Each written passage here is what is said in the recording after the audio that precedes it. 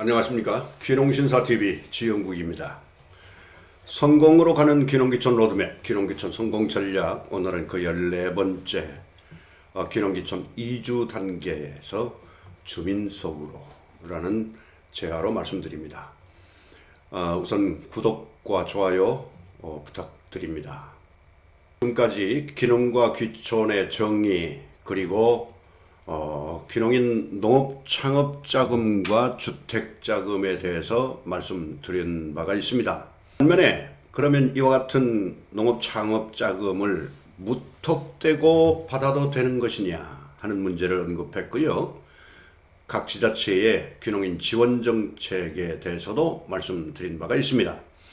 준비 없는 귀농귀촌은 실패로 연결될 가능성이 매우 높다 하는 점을 강조했고요.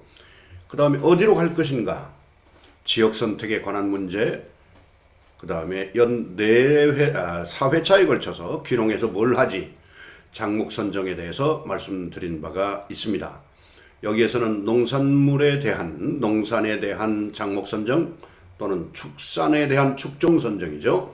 이와 같은 점에 대해서 말씀드린 바가 있습니다. 그리고 지난 13회차에서 귀농의 재무 설계에 관해서 말씀드렸습니다.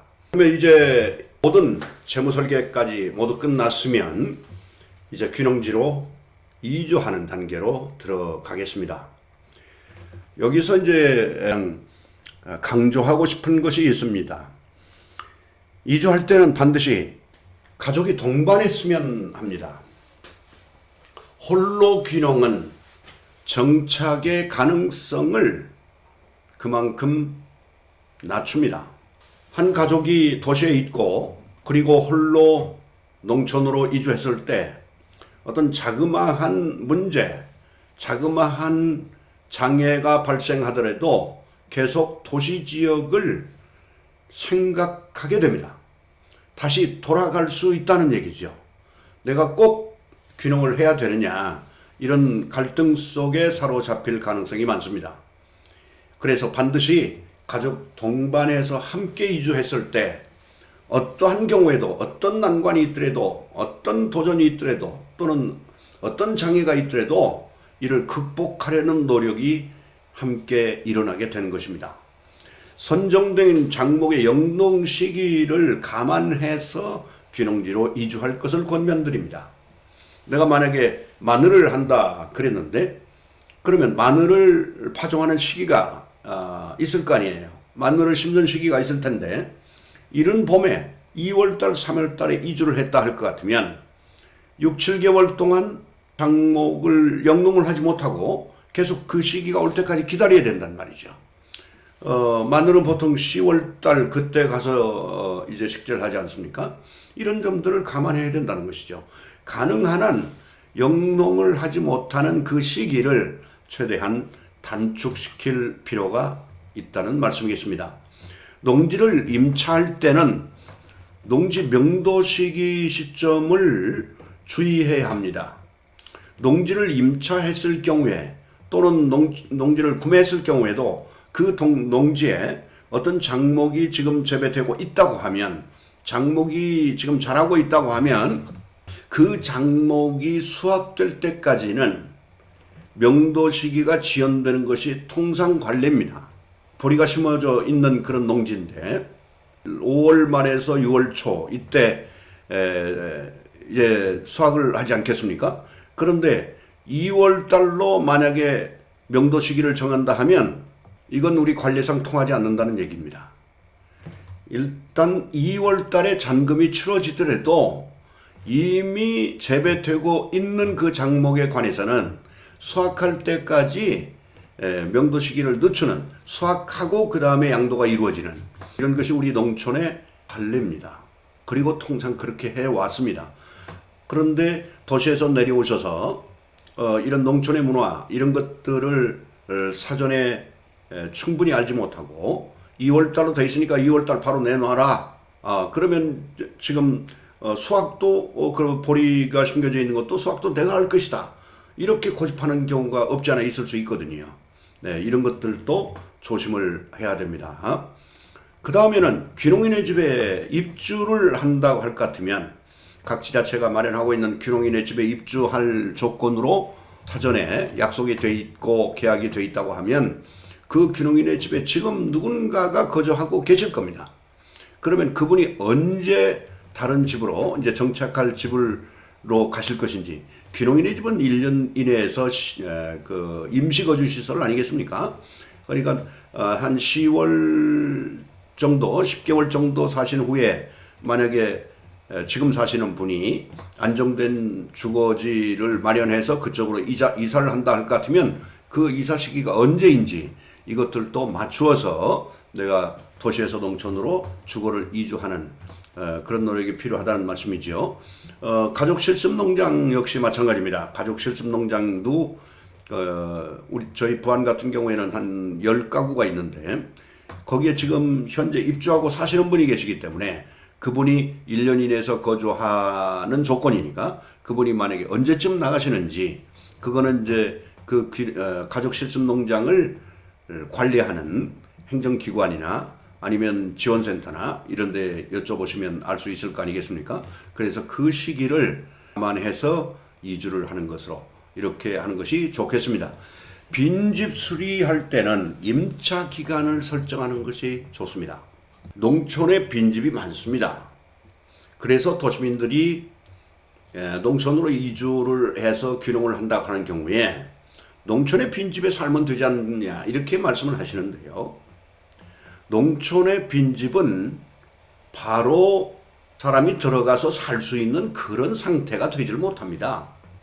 그러면 반드시 수리가 이루어져야 돼요. 그런데 농촌집에 손대면 그저 기본으로 2천만 원은 그냥 들어갑니다. 그런데 만약에 그 빈집을 주인하고 임차 계약을 하면서 임대차 계약을 하면서 한 2년 정도를 계약을 했다. 이렇게 되면 어떻게 되겠습니까? 2천만 원을 들여서 수리를 하고 2년 산다? 이건 말이 안 되죠. 그래서 임차 기간을 적어도 5년 이상 혹은 그 이상으로 오랫동안 사용할 수 있는 그런 상태가 됐으면 좋겠고, 만약에 그런 형편이 되지 않는다 하면 어떤 분들은 이런 말씀도 하시는 경우가 있습니다.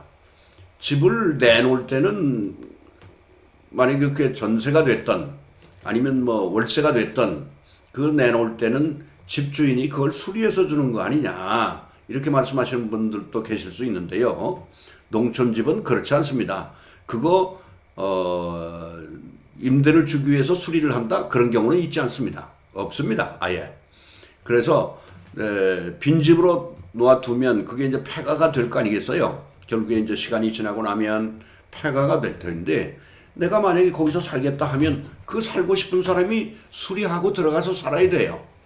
그래서 그 수리비가 만만치가 않기 때문에 저 같으면 가능한 한 전에 빈집을 수리해서 사는 거 이런 것보다는 그 빈집을 차라리 매입이 가능하면 매입을 해서 그 다음에 원적으로 수리를 하고 단열도 하고 이런 모든 시설을 갖추어서 그 다음에 입주하는 게 좋겠다 이런 말씀을 드립니다.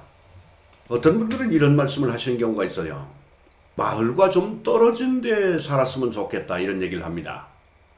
마을과 400m, 500m 정도 이렇게 떨어진 곳에, 외진 곳에 좀 살았으면 좋겠습니다. 이런 말씀을 하세요.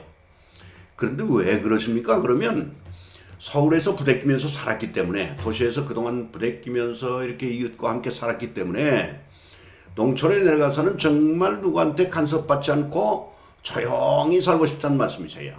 그런데요, 우리가 마시는 공기의 감사를 평소에 느끼지 못하듯이 농촌에 와서 마을과 떨어진 곳에 사시게 되면 2달, 3달 지나지 않아서 마음이 달라질 겁니다.